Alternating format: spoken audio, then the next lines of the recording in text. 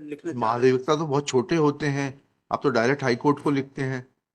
Sir वो lip की त्रुटि है सर, लिप क्षमा की करें। त्रुटि है? लिप की त्रुटि किसे कहते हैं? तो मैं पहले पहले थोड़ा समझाइए ना, लिप की त्रुटि किसे कहते हैं? लिप की त्रुटि किसे कहते हैं? साहब तो फिर तो तो आप जब इतना ही नहीं समझ पाते कि महाधिवक्ता कार्यालय और उच्च न्यायालय में क्या फर्क है, तो फिर आप काम कैसे करेंगे? शासन को लिख दें कि आपको हटा दिया जाए, आप कार्य संपादित करने के लिए योग्य नहीं है। माफी चाहता हूँ सर, मैं सीओ जनपद जय तहरी हाँ बताइए। स्थित श्रीमान जी जी जी। तरफ से भूल हुई है सर। अरे जो आपसे भूल कैसे हो सकती है? सर लिप आप की तो त्रुटि जनपद हैं। सर, उसमें हम महाधिवक्ता कार्यालय लिखना चाह रहे थे। महाधिवक्ता तो बहुत छोटे होते हैं, आप तो डायरेक्ट हाई कोर्ट को लिखते हैं। सर वो लिप की त्रुटि है सर, लिप क्षमा की करें। त्रुटि है? लिप की त्रुटि किसे कहते हैं? तो मैं पहले पहले थोड़ा समझाइए ना, लिप की त्रुटि किसे कहते हैं? लिप की त्रुटि किसे कहते हैं? आप तो बहुत बड़े व्यक्ति हैं भाई, डायरेक्ट हाई कोर्ट को चिट्ठी लिखते हैं। गलती हो गई सर, माफी आप चाहता हूँ। आपको बताना पड़ेगा इनको गलती हो गई है। They are also हैं? they are also saying morning they is are also saying मतलब ये तो अकेले सिंगुलर आदमी, दे आर कैसे हो जाएंगे? he is saying that so हैं? morning के हिसाब से मैं प्रार्थना आप दोनों कह रहे हो तो फिर दे आर हो जाएंगे। भी यार हैं? अच्छा।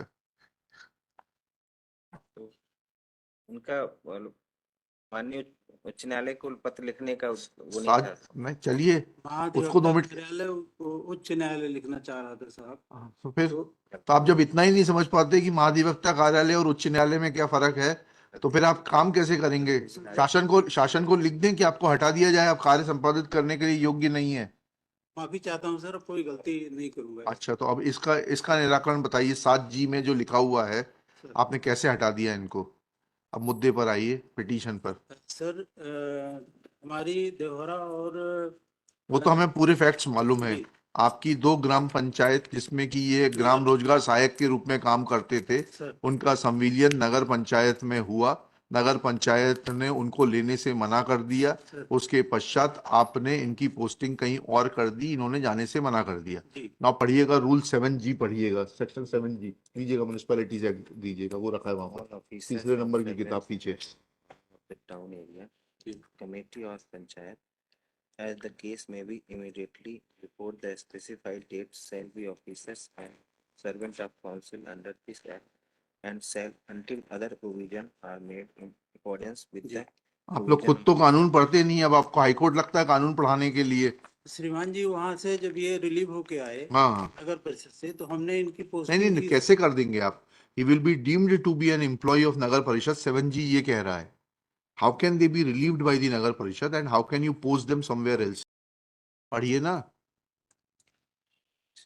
All officers and servants in the employ of the town area, committee or panchayat, as the case may be immediately before the specified date shall be officers and servant of the council under this act and shall until other provisions are made in accordance with the provisions of this act receive salary and allowances and be subject to condition of service to which they were entitled or subjected immediately before such date, जी आगे, provided. provided that it shall be competent to the council of discontinue the services of any officer or servant who is its opinion is not necessary or suitable to the requirement of the municipal services after giving such officer or servant notice as is required to be given by the term of his employment. फिर आगे दूसरा, provided. Provided further that previous sanction of the state government shall be obtained for discontinue the services. बस यहीं रुक जाइएगा। अब आप ये बताइएगा, कब नोटिस दिया आपकी नगर पंचायत ने और कब जो है स्टेट गवर्नमेंट की अनुमति ली इनको हटाने के लिए? इतना सा बिंदु है। सर ये सीएमओ का मैटर है सर, हमारी ग्राम पंचायत सर। नहीं नहीं, तो आप इतना तो देख, हम सीएमओ से आपको बुलवा लेंगे आपके साथ में। सर मुद्दे की बात यह है, सीएमओ से पूछ लेते हैं उन्होंने कब अनुमति ली, ये उनसे पूछ लेते हैं। और आपने ये प्रावधान बिगड़ देखे पोस्टिंग कर दी। किस प्रावधान में पोस्टिंग की? अच्छा आप ये तो बता दीजिए किस प्रावधान में पोस्टिंग की आपने? मनरेगा का सर्कुलर है सर, रोजगार सहायकों की नियुक्ति के लिए। क्या है उसमें, क्या लिखा है सर? जब एनेक्सर क्या है? जवाब के साथ एनेक्शर क्या लगाया आपने? सर्कुलर हाईकोर्ट की चिट्ठी तो लगाई आपने, सर्कुलर एनेक्शर R1 जी जी सर। क्या लिखा उसमें पढ़िएगा।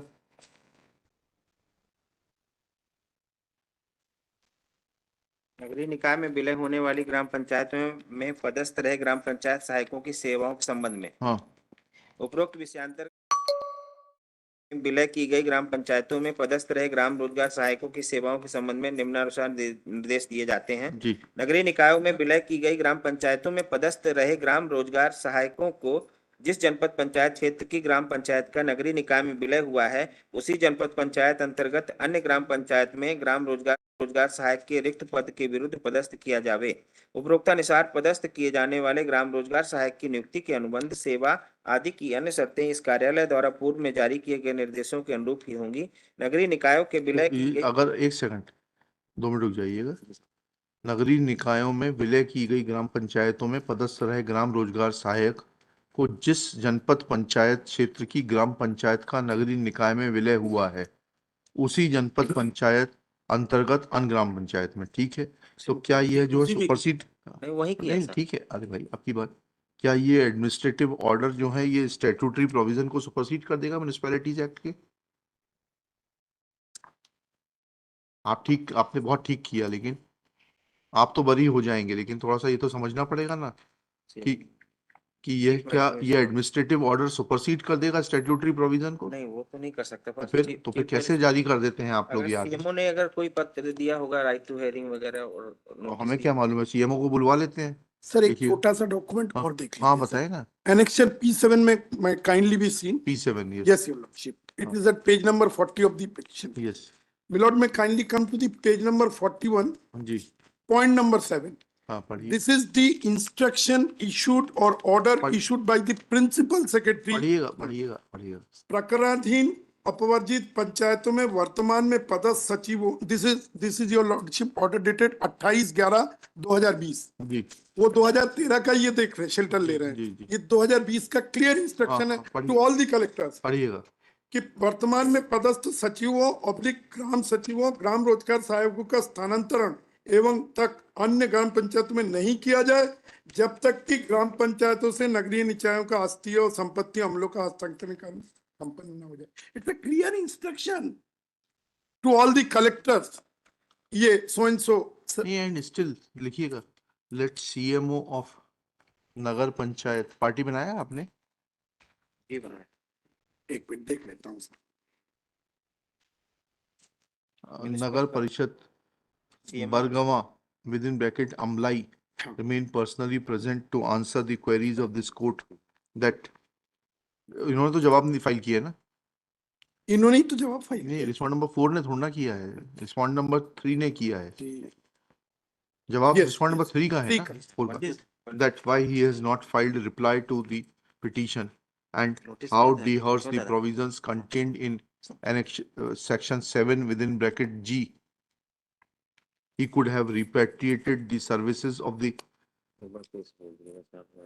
petitioners to the CEO Janpat Panchayat for adjustment against the post of Gram Rojgar Sahayak in other village panchayats. Full stop. In the meanwhile, respondent number 1, 2, and 3 will also file reply that can a executive instruction contained in annexure R1 dated 13/5/2015 issued by Madhya Pradesh Rozgar Guarantee Parishad supersede the statutory provisions contained in the Madhya Pradesh Municipalities Act 1961. Full stop. Let affidavit of the principal secretary of the department be filed. Principal secretary party है ना इसमें? Yes. जी हाँ, principal secretary of the department be filed in this behalf. That how a government instruction can supersede the statutory provisions and within 7 days in full stop list this case on 21 March 2024 when the CMO of respondent number 4 shall remain personally present. Affidavit be filed on or before 18 March 2024. My lord, what about